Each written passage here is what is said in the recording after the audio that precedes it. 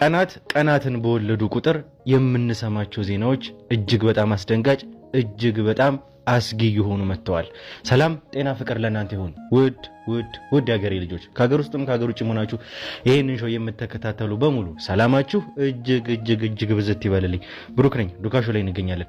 የተለያዩ ማህበራዊ ጉዳዮችን እንዲሁም ደግሞ የወንጀል ታሪኮችን ሳይቀር እዚህ ወደ እናንተ እያመጣን የምናደርስበት ውድ የሆነውና የተከበረው ሰዓታችን ላይ ደርሰናል። እንግዲህ ወደ ተመልካቾቻችን ሰሞኑን እንዳያችሁት አንድ ጉዳይ ላይ ሙሉ በሙሉ እጃችንን ካስገባን ሰንበትበት ብለናል። የልዑል ጉዳይ ላይ እንግዲህ እንደመጀመሪያም እንዳያችሁት ከሆነ ይሄ ጉዳይ በእኛ በኩል ነበር የመጣው። ከዛ በኋላ ግን ነገሮች አስጊ የሆኑ እያስፈሩ መጡ። የሁሉና ጉዳይ እየሆነ መጣ።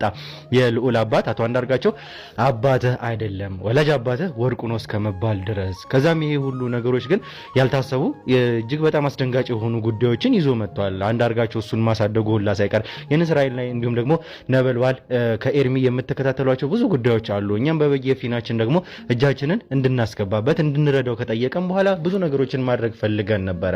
እንዳያችሁት ከሆነ በመሃል አቶ ፈቀደ የሚባሉ ግለሰብ አገኘን። እኛ አቶ ፈቀደ ደግሞ ብዙ ነገሮችን የሚያውቁ የልዑል በጣም የቅርብ ዘመድ የተባሉ ማለትም የወርቁ አጎታቸው ነው። ይሄ ሰው ማለት በጣም የቅርብ ዘመድ ልዑልን ሲያወሩልኝ ሁላ ደማችን ነው የኛው ሰው ነው እያሉ የሚያወሩ ግለሰብ ናቸው። እኛን ሰው በእኛ ቁጥጥር ስር ካወራላቸው በኋላ በጣም ብዙ ነገሮች እየተፈጠሩ መጡ። እስካቸውን እስከ ማጥቃት እስካቸውን እስከ መግደል ድረስ የመጣ አንድ ሰው ነበረ።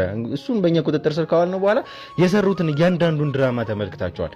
እንዴት አይነት ሁኔታዎችን አቅደው በምን አይነት ልክ በምን አይነት ርቀት እንደሄዱ ክፍል እስከ ማዘጋጀት ድረስ በጣም ብዙ ነገሮችን ስም ራሱ የፍቅር ታሪክ ራሱ ፈጥረው ተመሳሳይ ሁኔታዎችን ምንም ሊያስነቃ በማይችል መንገድ እኛ በዚህ መሃል ግን በጣም ብዙ ጥርጣሬዎች ነበሩን።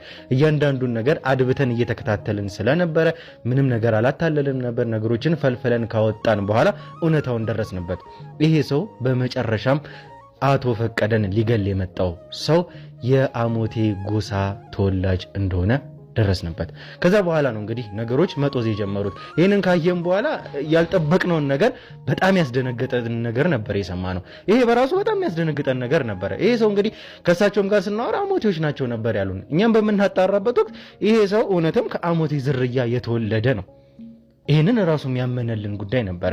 ያ ማለት እንግዲህ በጣም ግልጽ ነው። እዚህ ከተማ ድረስ ያለንበት ድረስ አድብተው ምን ያክል እንደመጡ እነዚህ ሰዎች በጣም በቂ ማሳያ ነው። ይሄ ራሱ የቅርብ ርቀት ላይ እንዳሉ ራሱ እንዳያችሁትም ከሆነ የደረሰብን ማገደጋ ይሄንን ነው ሊያሳየን የሚችለው። ቁጭ ብለን በምናወራበት ደግሞ ወቅት ላይ ያደረግነውን ቆይታ ስትመለከቱ ስለ አቶ ፈቀደ በጣም ያልጠበቅነው በጣም ያስደነገጠንን ነገሮች ነበር የነገረን። አቶ ፈቀደ ማለት የወላጅ አባቴ ገዳይ ናቸው ነው ያለን ይሄ ሰው። ወላጅ አባቴን ሲገሉ ደግሞ በጣም አሰቃቂ